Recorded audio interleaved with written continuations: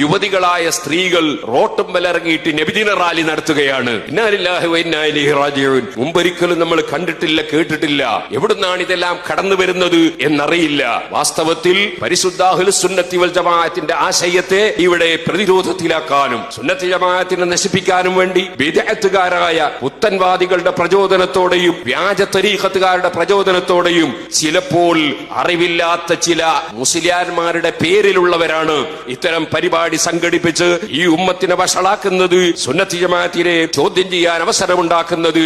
അവരുടെ വഞ്ചനയിൽ ഒരു മഹല്ല് കമ്മിറ്റിയും ഒരു മദ്രസ കമ്മിറ്റിയും പെട്ടുപോകരുതെന്നും നിങ്ങളുടെ മുൻഗാമികൾ നിങ്ങൾക്ക് കാണിച്ചു തന്നതുപോലെ നല്ല മൗലിദോതി, ബുറുദ ചൊല്ലി, മദ്ഹ് ചൊല്ലി, ഭക്ഷണം കൊടുത്ത്, ഖുർആനോദി, ദുആ ചെയ്ത് റാലി നടക്കുകയാണെങ്കിൽ അത് പുരുഷന്മാര് മാത്രം റാലിയാക്കി അങ്ങനെ അള്ളാഹു പൊരുത്തപ്പെട്ട നിലക്കല്ലാതെ ഒരു ദപ്പ് കയ്യിൽ കിട്ടിയാൽ പിന്നെ എന്തു തോന്നിവാസവും ചെയ്യാം എന്നതും നബിതങ്ങളെ മദ്ഹാണെന്ന് പറഞ്ഞ് ഏതാണിനും പെണ്ണിനും ഒരുമിച്ച് കൂടാമെന്നതും ആരും തന്നെ അനുവദിച്ചതാണെന്ന് ചിന്തിക്കരുത്. സമസ്ത കേരള ജമിയത്തുലമയുടെ പ്രസിഡന്റ്, സെക്രട്ടറി തുടങ്ങിയ ആലിമീങ്ങളെ സ്റ്റേജിലിരുത്തിയാണ് ഞാൻ ഈ കാര്യം പറയുന്നത്. പണ്ഡിതന്മാർ അവരുടെ ഉത്തരവാദിത്വം നിർവഹിക്കില്ലെങ്കിൽ അള്ളാഹുവിന്റെ അടുക്കൽ അവർ ചോദ്യം ചെയ്യപ്പെടുമെന്നതുകൊണ്ട് തന്നെ ഈ കാര്യം തുറന്നു പറയുകയാണ്. നാം നമ്മുടെ മുൻഗാമികളായ ആളുകൾ കാണിച്ചു തന്നതുപോലെ വളരെ ഭംഗിയായി മൗലിദ് പരിപാടികൾ നടത്തണം.